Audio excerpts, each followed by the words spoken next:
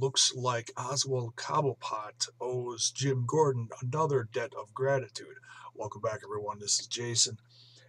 This video is going to be doing my review for the Gotham TV series, Season 1, Episode 5, Viper. And no, it's not in reference to Randy Orton. Uh, but I'm sure that's going to come up somewhere later this week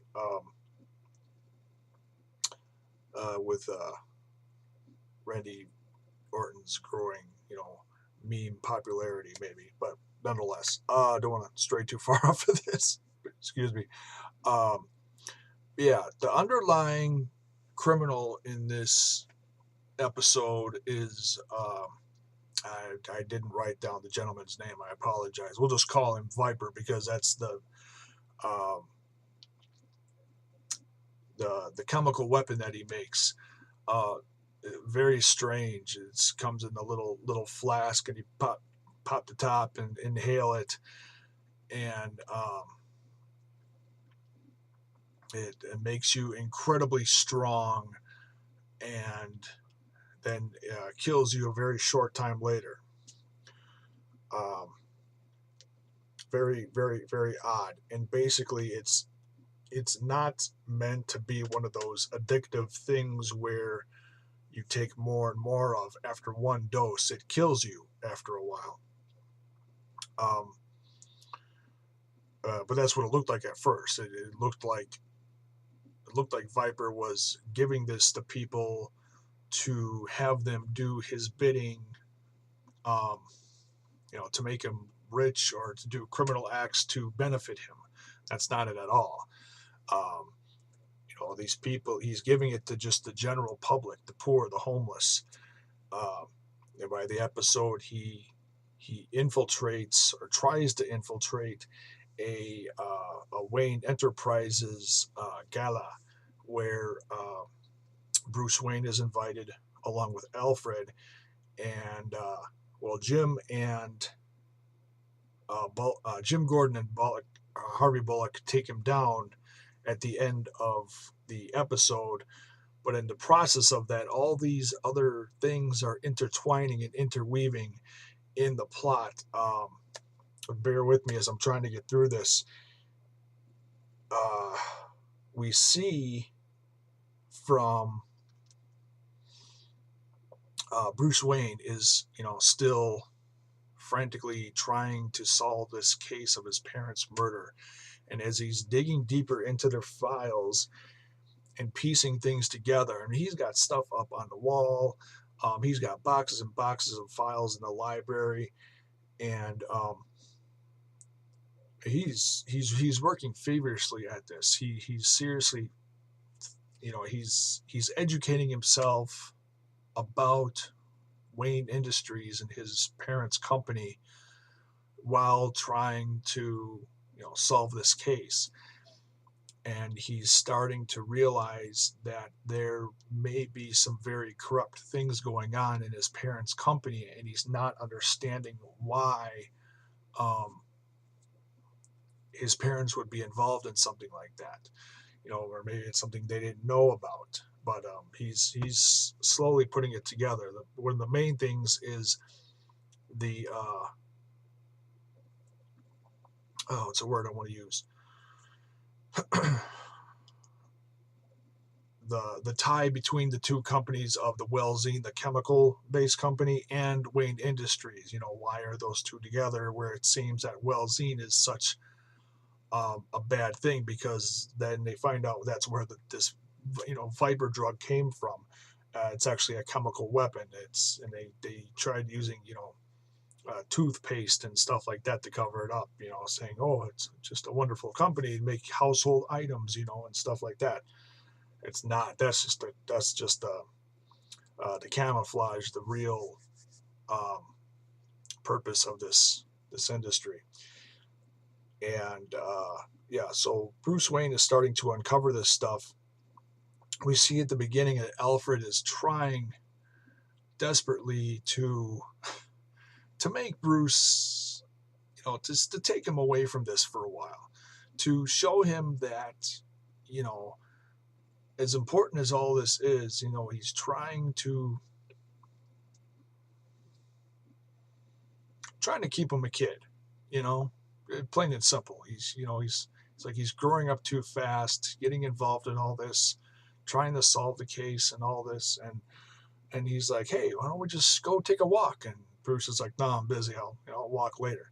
Just like in past episodes. Oh, well, you got to eat, in order to be strong, to get through all this. Oh, well, I'll eat later. Alfred's trying so hard to play the parent slash um, employee role, and I'm sure he's getting frustrated and feeling like he's failing miserably. Well, and we see by the end of the episode, he finally gives in. He's like, well, kind of like the old scenario where you say, if you can't beat them, join them. And see, he sits across from the coffee table where all these papers are, and he starts opening them up and actually, trying to help him. And Bruce Wayne sees this and he smiles, and you see a connection between the two is really growing. The relationship is changing. Should be interesting to see how it changes in the next few episodes as they're it goes from employee to much more than just that.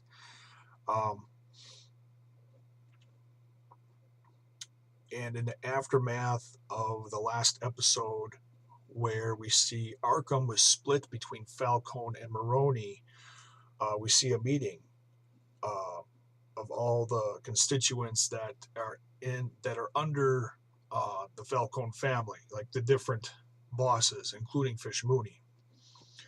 And we see that there's tension growing between Fish Mooney and a gentleman by the name of Nikolai.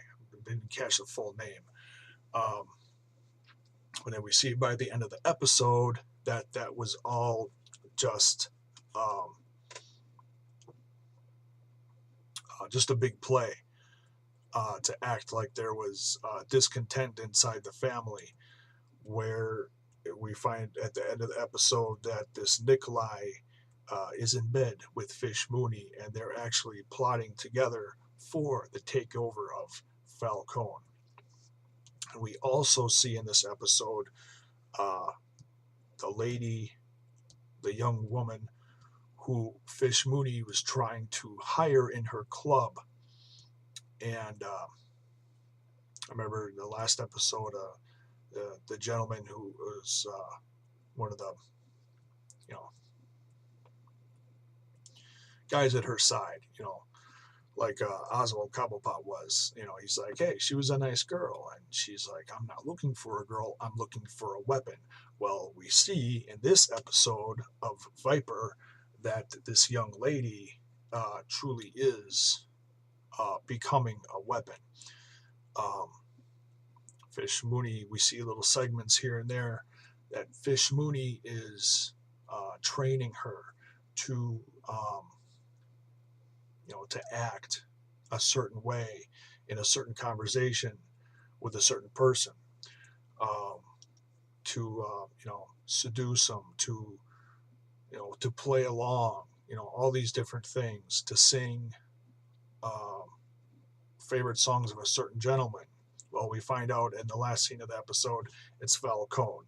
This young lady is a weapon for Fish Mooney to help weaken Falcone.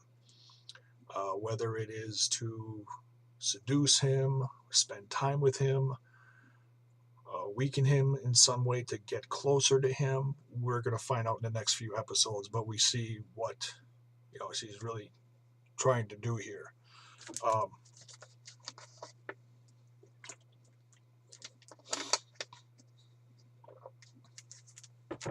Just go over this real quick. We went over Bruce Wayne. Oh, and Penguin. Oswald Cobblepot. Also part of the aftermath from the division of Arkham, we see Penguin starting to edge his way, closer to Maroni, trying to broaden that relationship, to earn trust, so to speak. And well, he sits down with Maroni and one of his men, and he starts talking about his almost of a confession, uh, to his relationship or former relationship, or their business associate with Fish Mooney, working for Fish Mooney, who is obviously under Falcone. Well, Maroni is very amused by this, and they're all laughing, and all of a sudden he grabs his head and slams it on the table, and it's like, um, Baroni is obviously amused by this, but he's also threatened at the same time. Like, oh, well, is this guy a mole in my restaurant, or is this going to be able? Are we going to be able to use him as a tool? So obviously, uh, Penguin. Oh, very interesting about the name Penguin. Um, Maroni is trying to convince Oswald Cobblepot that his name Penguin suits him and that it's a good name. So, maybe Oswald will start to warm up to it and start to accept being called Penguin. It's a major turning point in his character, I believe, right there. Um, so, in the process of learning um, Oswald Cobblepot's past with Fish Mooney and Falcone, well, Maroni also obviously finds out the relationship with Gotham City Police Department, Jim Gordon to be specific, and so while they're trying to solve the Viper case, Maroni's men pick up Jim Gordon at the station, or or kidnap him and take him to the restaurant, and well, Oswald Cobblepot, Penguin, obviously has looked better in past episodes.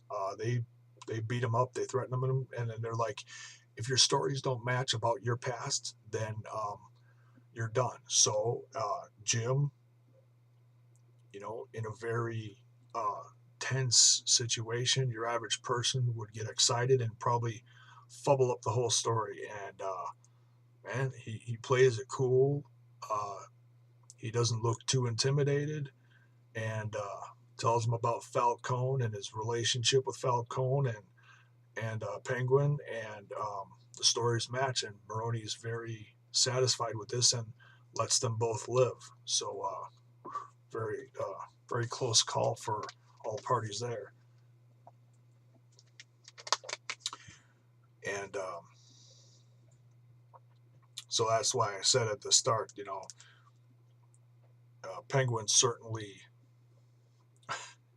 the growing relationship between Penguin and Jim Gordon is a very interesting one.